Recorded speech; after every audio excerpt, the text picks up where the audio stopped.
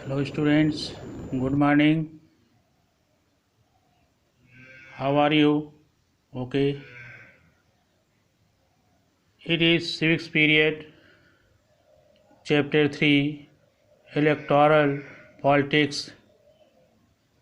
Topic is general election 2019. General election means आम चुनाव. जब लोकसभा भंग हो जाती है, इसके बाद पूरे देश में जनरल इलेक्शन कराया जाता है और यह काम इलेक्शन कमीशन ऑफ इंडिया करता है. In this topic we shall study about general election 2019. Result of the general election held in the month of April and May to constitute the 7th Lok Sabha of Indian Parliament were declared on May 23 and 24, 2009. The BJP-led ruling coalition of NDA, full form of NDA is National Democratic Alliances. National Democratic Alliances own 350 seats out of 542 seats and secured victory by a huge margin for the second consecutive term. On the other hand, the rival coalition of UPA, United Progressive Alliances, led by INC, UPA led by INC, Indian National Congress, and NDA led by BJP, Bharatiya Janata Party. UPA led by INC, Indian National Congress, ended up winning only 90 seats, while other parties bagged 102 seats. The BJP, with a tally of 303 seats, emerged as the single largest party. India में last general election 2019 या अप्रैल और मई में हुआ था और इसका result 23 and 24 मई को declare किया गया, जिसमें बीजेपी के समर्थकों को 350 सीट्स मिली थी 542 में, और कांग्रेस और उसके समर्थकों को 90 सीट्स मिली थी. अन्य पार्टियों को लोकसभा की 102 सीट्स मिली थी और अकेले भाजपा को 303 सीट्स मिली थी. इस तरह से भाजपा जो है वह सिंगल लार्जेस्ट पार्टी उभर कर आई.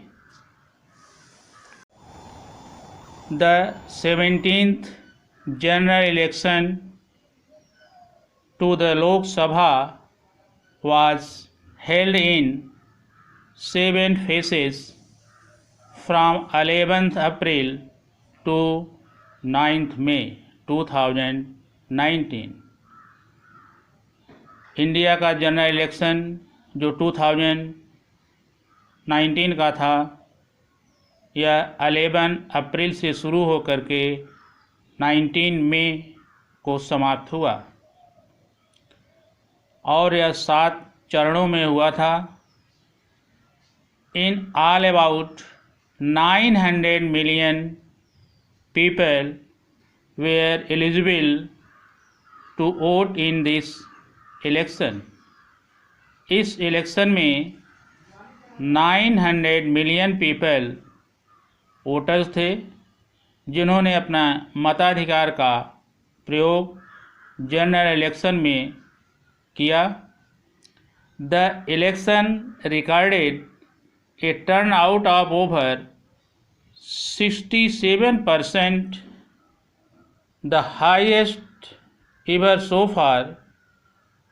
It also includes the highest participation by women voters. Election commission के रिकॉर्ड के अनुसार 67% वोट पड़े थे इस इलेक्शन में, जो कि हाईएस्ट पोलिंग थी। और इसमें जो है महिलाओं का पार्टिसिपेशन भी पहले से ज़्यादा था।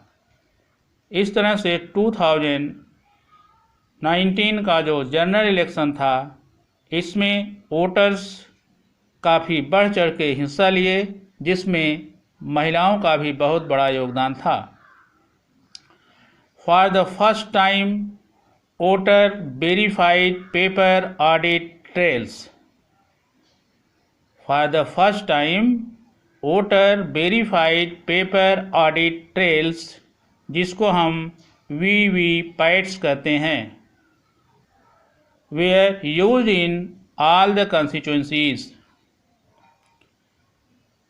पहले केवल ईवीएम मशीन से वोटिंग तो होती थी, लेकिन वास्तव में क्या वोट ठीक से पड़ा कि नहीं, इसका वेरिफिकेशन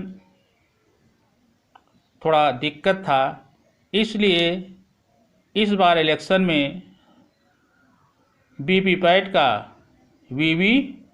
का यूज़ किया गया, जो वोटर्स का वोट को ऑडिट करके वेरीफाइड करता था और कलेक्ट करता था।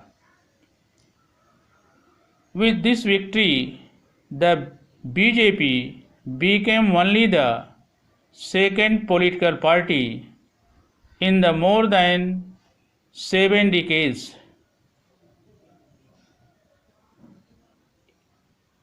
अपनी विक्ट्री के साथ बीजेपी 2019 के जनरल इलेक्शन में यह सेकंड पॉलिटिकल पार्टी बनी। पिछले 7 डिकेड्स मीन्स 7 दशकों में, since independent to form and led the union government for 2 consecutive terms. पिछले जनरल इलेक्शन में बीजेपी ने रिकॉर्ड तोड़ा और लगातार दूसरे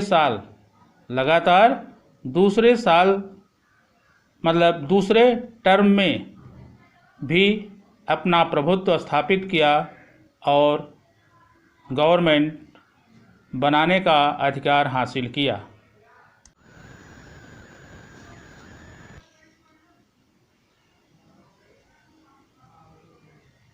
With the victory of general election of 2019, BJP became second political party in more than 7 decades since independence। Bharat जब से आज़ाद हुआ 70 दशकों में बीजेपी ऐसी पार्टी होकर के उभरी कि वह सत्ता में रहते हुए दोबारा सत्ता हासिल की।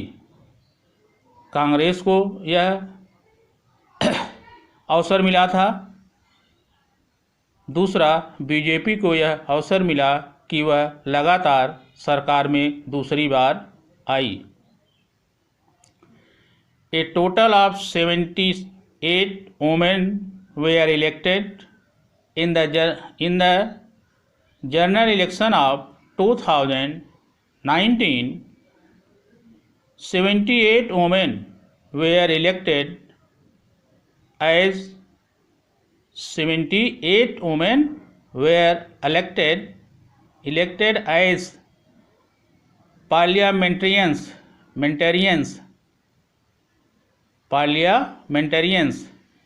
in the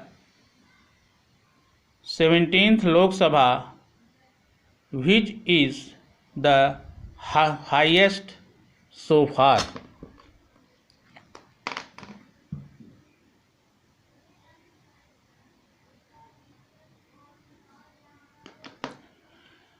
A total of 78 women were elected as parliamentarians in the 17th Lok Sabha, which is the highest so far. In the general election of 2019, 78 women were elected as the member of Lok Sabha. This number is the highest so far. अब तक का यह सबसे बड़ी संख्या है। अब तक की ये सबसे बड़ी संख्या है। इतनी संख्या में महिलाएं कभी लोकसभा में नहीं आई थीं। इस तरह से हमने देखा कि how in the general election of 2019 favored BJP and its coalition member. Coalition of under BJP called as NDA, जो कोलिएशन था बीजेपी को उसको NDA कहा जाता है, नेशनल डेमोक्रेटिक अलायंस, और जो INC इंडियन नेशनल कांग्रेस का अलायंसेज था, जो अलायंसेज है उसको हम UPA कहते हैं, यूनाइटेड प्रोग्रेसिव अलायंसेज। इस तरह से भाजपा की दोबारा गवर्नमेंट, लगातार दोबारा गवर्नमेंट बनी और मोदी जी पुनः भारत के प्रधानमंत्री बने। In this way your chapter is ended and you complete your notes, exercises and question answer. Okay, thank you.